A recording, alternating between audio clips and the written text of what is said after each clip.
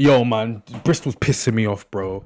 St. Paul's Carnival every fucking year is getting locked off. Excuse my language, bro, but I'm getting vexed now. Man's a proud Jamaican from Bristol, and every single year there's always some passa about St. Paul's Carnival. So I thought it's time for me to actually call out the names, expose the people responsible for this madness, and actually get down to the reason of St. Paul's Carnival, why it's been extinguished or why they're trying to whitewash it to the extent of bleach. And yeah, this is basically it. So fuck it, let's get into this. Wagwan, everybody. Welcome to Don't Get Hit with a Brick. And now we're hitting St. Paul's Carnival with a brick. Let's go. So, this is what St. Paul's Carnival is supposed to be, yeah? Every year it gets cancelled. So, we got Bristol VIP events. Shout out Rayon. You know you, who you are. Let's go. Sorry, sound. POV, you believe Carnival's cancelled rumours and left your car on Campbell Street. This is Bristol. The sound system is coming regardless. 4th of July. This is what we do every year. We always pattern it on our own. We don't have no support from the government. We have no funding. Everyone goes and does it themselves. And that's the way Carnival's supposed to be. We don't need their support. We don't need the council to do nothing for us. F you. And if you dare try and whitewash this even more than you did last year, I'm going to even have more to say. And I'm going to expose every single one of you even more. So, St. Paul's Carnival, yeah, they have a statement from St. Paul's Carnival. They posted this 2 weeks ago. St. Paul's Carnival has today confirmed that a full-scale carnival will not take place in 26. Following extensive plan and operation reviews and ongoing discussions with Bristol City Council, Avon and Somerset Police and strategic partners, the organisation has concluded that it's not possible to safely and sustainably deliver carnival at the scale and size the public participants and the wider community have come to expect. Our recent months, St. Paul's Carnival has explored several revised delivery methods in an attempt to maintain full carnival activity. This includes significantly reduced the geographical footprint and revising programming proposals. However, it's clear that the full-scale carnival, including the procession, cannot be delivered this year without exposing the organisation to an unacceptable level of operational and financial risk. Please read the full statement, link in our bio. Bro, let's go to the full statement. Over statements from Sick Board. This has been an incredibly difficult decision and one that we will know and be disappointing for the community and wider public. St. Paul's Carnival is a unique and deeply valued celebration of African Caribbean culture, heritage and community, with fully recognized the disappointment many people will feel. Now, let's go on to one point, because I have this in my head and I want to just get this out, yeah? Why is St. Paul's Carnival becoming so whitewashed? Why have we got dubstep stages? Why have we got house stages? Why have we got what is it? Not garage. What's the other thing? Dubstep. Bro, you know what I'm trying to say, yeah? Carnival is supposed to be African Caribbean music. So dancehall, Trinidadian music, supposed to be a bit of garage because UK garage comes from Jamaicans, jungle because that's from UK Jamaicans, grime UK Jamaicans, and UK rap artists that are Jamaican. That is who is meant to champion. If you want to sprinkle a little bit of other on other stages where I might heavily lean towards more of you want to put in the other influences that have been influenced from Jamaican Caribbean, African Caribbean music, then I understand it. But the way they've been doing it has not been right. You have a house stage, you have a dubstep stage. That's not what Carnival is supposed to be. If you want to have a house stage, you're meant to have you can have Georgia Smith. You're meant to have these type of artists that run the stage and you can flick in a little bit of your house. If you want to have a dubstep stage, you're meant to have jungle predominantly. If you want to chuck in a little bit of Skrillex, okay, fair enough. But it is not supposed to be predominantly dubstep stage. That is unacceptable. And also, if you want to have a dance or an African stage, I don't like that either, because we've got this thing. Obviously, no disrespect to the people that have the stage running, yeah? No disrespect to them at all, but Zimbabwe, Kenya, Cameroon, South Africa, Ghana, no. Niger, that's not it. What are you doing? That is not what St. Paul's Carnival is. You want to do an Afro piano corner? No. You're meant to be having Popcorn, those type of artists, and then you sprinkle in a little bit of these things. You do not have it as that is the main thing. That's not what St. Paul's Carnival is about. St. Paul's Carnival actually has a reason for its existence. St. Paul's Carnival began in 1960 as a community cohesion project. It was founded by local residents and activists of the Windrush generation. Do you want to know what the Windrush generation is? Let's get it. Windrush generation. This video is just a rant because I'm getting pissed off. The Windrush generation refers to the thousands of people who immigrated from Caribbean countries to the United Kingdom between 1948 and 1973. They were invited by the British government to help build the UK and fill serve labour shortage for World War II. The term, World War. The term originates from the passenger ships HMT Empire Windrush, which arrived at Tilbury docks.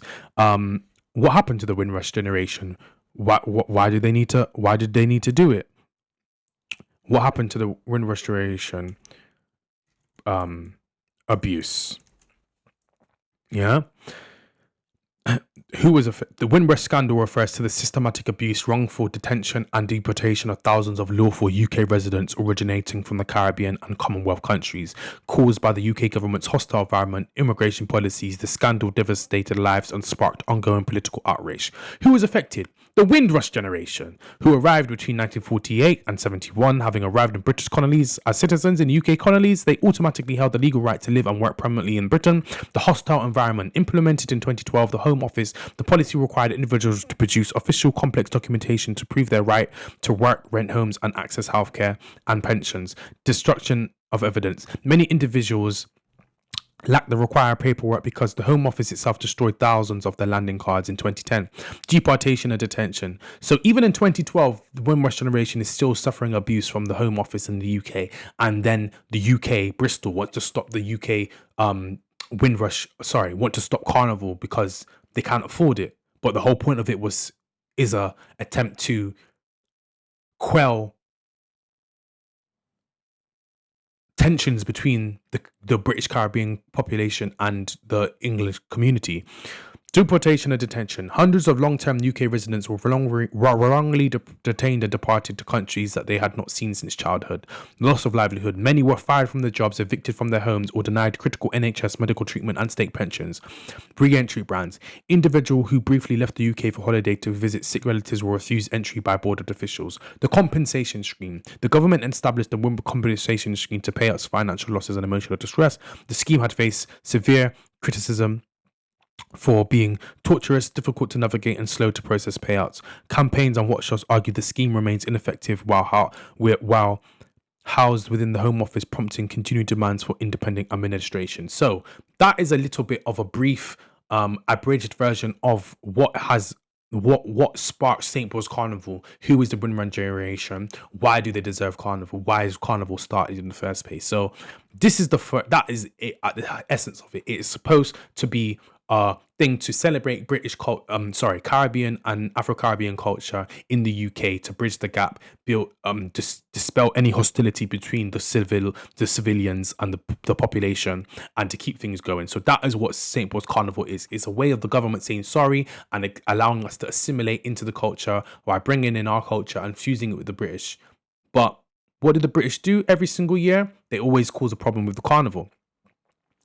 So St. Paul's Carnival came out and said this. They obviously said what they said in the beginning, and now they said, this has been an incredibly difficult decision, as we know, disappointing for the communities and the wider public. St. Paul's Carnival is a unique and deeply valued celebration of African Caribbean culture, heritage and community. We fully recognize the disappointment many will feel. Over the past year, we have worked closely with the community, our partners and operational teams to explore how full Carnival could return in a way that reflects the cultural significance and of the event and the operational realities involved in delivering a free-to-attend public street event which attracts 150,000 people. Despite considerable work to reduce costs and reshape the model, as boards have ultimately reached the conclusion that delivered a full-scale carnival in 2026 is not viable. Bro, you do Harbourside Festival every year. What else do? You do Balloon Festival every single year.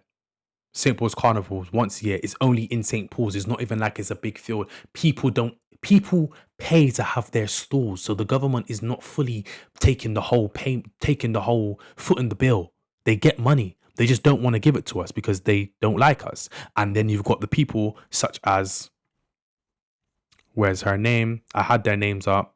I think I've lost it. Hold on. Fuck's sakes. Oh, I had it ready, you know. Ah, hold on. Sorry about this, guys. Hold on. Let me just get it up. I had their names up and ready. Let's find it.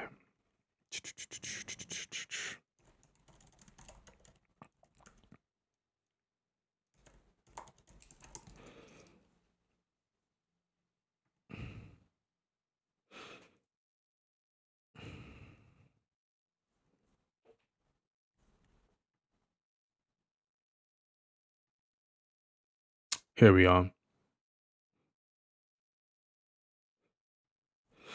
So we have the names of the people responsible for St. Paul's Carnival, so everybody can actually finally put some names to the people. You got Carol Johnson, Vice Chair of the Carnival, Pax Nindi, Artistic Director, Dr. Roy Hackett, MBE, a founder and prominent civil rights campaigner whose legacy is represented on the board of family members. Now, let's go for more information on the St. Paul's Cars thingy, board members. Board members. So we've got operations manager Julie Sayer, Liam Prim, educational guy, Naomi Ross, finance officer, Gina Randall, admin. Board members: Ricardo Sheree, governance and interim director, Sally Keasley, finance and operations, Vanetta Spence, change management, Richie Walcott, commercial, Junior Sanders, community engagement, Victoria Hapes, legal education and HR. So this is the guy currently lead director of St. Paul's Carnival. Now, we've got Junior Sanders, Vanetta Spence, she was my school teacher, Sally Caswell, Richie Walcott. Now, these people don't seem to know what they're doing because every year there's an issue. Every single year it's a problem. Now, I don't want to go too hard in on you guys because I do understand that it's not all of your fault. But at the end of the day, the fact that you guys even want to say you want to make Carnival more inclusive for other people doesn't make any fucking sense, because that's not why the whole fucking point of Carnival. Now, I'm getting kind of pissed off talking about this because, like I said, I'm a proud Jamaican and this is what Carnival is come to now. So you got Amapiano stages. Don't make no sense. Obviously, shout out to people doing it. No disrespect to you, but this is not what Carnival's supposed to be. Let's be honest. And then you got Rampage. You got London people coming in to do it. Why? Obviously, shout out Rampage. Yeah, no disrespect to Rampage, but this is moving away from what Carnival is supposed to be. I do understand, like, you're commercializing it. We don't need it commercialized. Bristol people should be doing Bristol Carnival. You should be having Rayon Bristol VIP events doing it. We should be having DJ, what's his name in St. Paul's? I can't remember his name right now. We should be having the UK Bristol people running it, etc. So this has just been a rant. I could go on for hours and hours and hours. I could go on and go in deeper into this, but I don't know how I feel about right now. I can't be bothered. I'm getting pissed off. So yeah, guys, this has been Don't Get Hit With A Brick. Obviously, guys, if you don't want Carnival to be taken away from us, I've showed you all their names. Go find them and go chat to them. Obviously, there's an email you can contact to get St. Paul's Carnival back on the books, how it's supposed to be. They don't have a number, I don't think, but this is their address and where they are. This is where their address. Admin at stpaulscarnival.org.uk. Everybody email them, tell them that we want Carnival to be Carnival again. We don't want these fake stages. We want the correct way it's supposed to be. And then this is where, if you guys need to go there, write them a letter or whatever, do that. I'm going to definitely take this on board a little bit more, and I'm going to do a lot more research and start exposing these people even more if things piss me off even more. Depends how pissed off I get. But yeah, thanks for tuning in to Get Hit With A Brick. Sorry it's been a rant, but I'll see you in the next one.